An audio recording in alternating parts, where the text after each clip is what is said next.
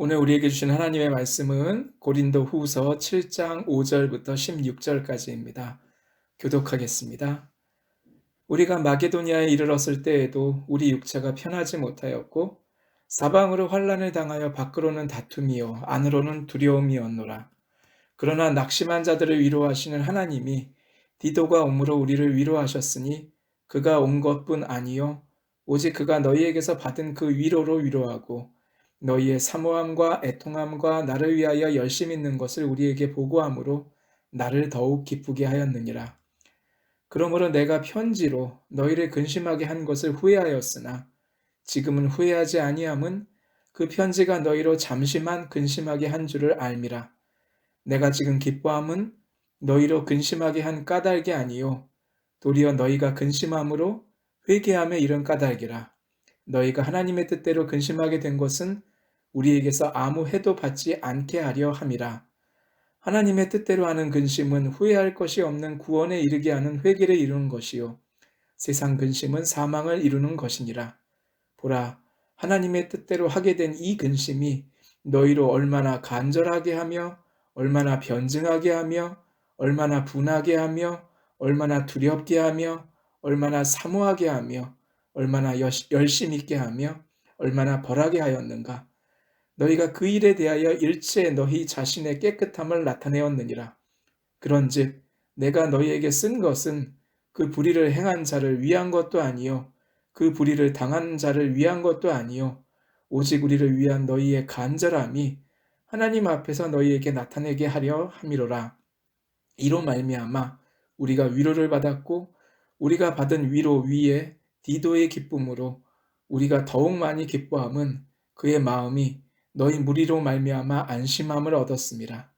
내가 그에게 너희를 위하여 자랑한 것이 있더라도 부끄럽지 아니하니 우리가 너희에게 이른 말이 다 참된 것 같이 디도 앞에서 우리가 자랑한 것도 참되게 되었도다. 그가 너희 모든 사람들이 두려움과 떨므로 자기를 영접하여 순종한 것을 생각하고 너희를 향하여 그의 심정이 더욱 깊었으니 내가 범사에 너희를 신뢰하게 된 것을 기뻐하노라. 아멘. 사도 바울은 늘 최전방 기지에서 전투를 지휘하는 장군에 비유할 수 있습니다. 군대가 잘 싸우려면 전쟁터는 힘들어도 후방이 안정되고 지원이 많아야겠죠. 공부하는 사람도 일하는 사람도 마찬가지입니다. 일터에서 어려움을 겪어도 집에 돌아갔을 때에 가족들이 잘 붙들어주면 화목하면 계속할 수 있습니다. 그러나 후방에서 내란이 나거나 집에 가족들 사이에 화목하지 못하다 합시다. 아무리 일이 잘 되어도 결국은 뒤로 넘어집니다. 이는 사도가 겪고 있는 문제이기도 합니다. 전방에서 복음을 전하고 있는데 후방 고린도에서 온갖 소리가 들려옵니다. 아마 분노가 컸을 거예요. 그래서 단호하게 편지를 써보냅니다.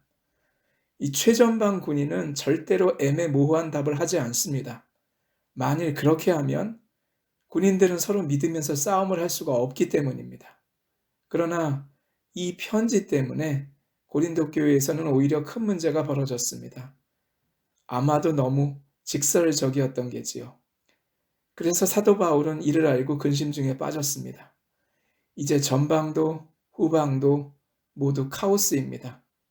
눈물의 기간을 보냈지만 후에 여기서 그는 새로운 차원의 신앙 경과를 보게 됩니다. 영적인 반전입니다. 고린도에 보낸 편지가 분노와 근심을 거쳐 회개로 바뀌었습니다. 이 소식은 사도 바울에게 큰 희망이 되었습니다. 고린도 교회가 단순히 회개했다는 걸 넘어서 하나님의 말씀이 결국 승리함을 보게 되었기 때문입니다. 성경은 말합니다. 하나님의 뜻대로 하는 근심은 후회할 것이 없는 구원에 이르게 하는 회개를 이루는 것이요 세상 근심은 사망을 이루는 것이니라. 어떻게 하면 하나님의 뜻대로 하는 근심과 세상 근심을 구별할 수 있겠습니까? 저희가 보는 묵상집은 그렇게 대답하고 있습니다. 하나님의 근심은 우리를 회개하게 하고 결국 생명의 풍성함으로 나아가게 합니다. 그러나 세상 근심은 분노하고 원한을 품으며 자기 정당화에 급급하고 결국 낙담과 좌절 가운데 자기 파괴적인 상황으로 나아가게 됩니다. 맞습니다. 세상 근심에는 회개가 없습니다. 왜요? 회개를 들어줄 자가 없기 때문입니다. 그러나 하나님의 근심은, 하나님의 뜻대로 하는 근심은 하나님이 계시기에 우리는 후회하고 또 회개하고 돌아설 수가 있는 거지요. 그러므로 열매를 맺게 됩니다. 성도 여러분, 우리에게 근심이 없을 수는 없습니다. 근심 없는 삶은 미안하지만 아예 포기하십시오. 나이가 들어가면 들어갈수록 심해집니다. 근심 없던 어린 시절을 회상하며 지금과 비교하지만 그곳으로 돌아갈 수는 없습니다. 대신 우리는 근심을 하나님께 맡기고 잊어버리며 때로는 어린아이처럼 살 수 있습니다. 하나님께 다 맡겼기 때문에 기뻐하며 시간을 보낼 수 있는 거죠. 그리고 그 결과로 생명의 풍성함을 되돌려 받습니다. 이것이 새로운 영적인 세계입니다. 새벽마다 많은 사람들이 기도를 통해 이를 훈련합니다. 근심을 맡기며 기도하고 잊어버리고 또 근심이 생각나지만 맡기고 기도하고 잊어버리고 지금 하나님이 나에게 원하시는 일에만 충실합니다. 그 가운데 하나님은 어느 순간에 우리가 생각지도 못하게 결정적인 행동을 하도록 이끄십니다. 그것은 회개일 수도 있고 참회일 수도 있고 용기일 수도 있고 하나님께서 생각하시는 순간마다 저희에게 다르게 행동하게 하십니다. 그리고 우리는 주의 말씀에 따라 일을 행하고 결국은 열매를 맺게 됩니다. 사도 바울은 자신도 모르는 사이에 그렇게 했고 결국은 참 평안을 얻었습니다.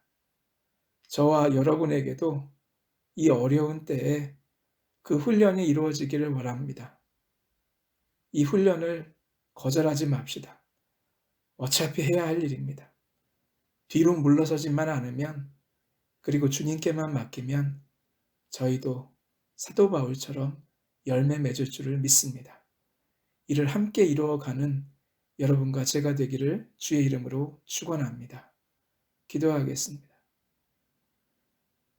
우리가 맡길 때에 다 듣고 계시는 하나님 아버지, 주님이 필요하다 생각하실 때에 우리에게 결정적 행동을 하게 하시는 줄을 기억합니다.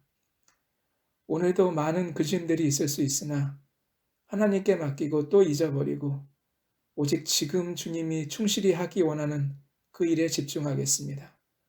그 가운데 주께서 원하실 때 지혜 주시고 또 원하실 때 열매 맺게 하사 오직 하나님의 살아계심을 우리 인생 가운데 기뻐하며 고백하는 저희 될 수 있도록 주님 인도하여 주시옵소서. 감사하며 예수 그리스도의 이름으로 기도합니다. 아멘.